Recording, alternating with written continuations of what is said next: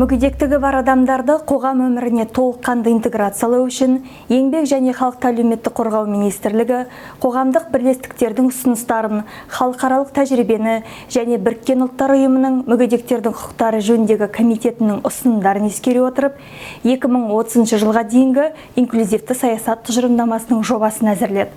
Құжат теңдік пен кемсітпеушілікті, құқықтық қорғалуды және сот төрелігіне қол жеткізуді, қызметтердің барлық түрлерінің қолжетімділігін, өмір сүру мен әлеуметтік қорғаудың жеткілікті деңгейін қамтамасыз ету, еңбек пен өндірістік ортаның инклюзивті нарығын құру, инклюзивті білім беруді кедергісіз ортаны қалыптастыру сияқты басқа да түрлі бағыттар бойынша жұмысты көздейді.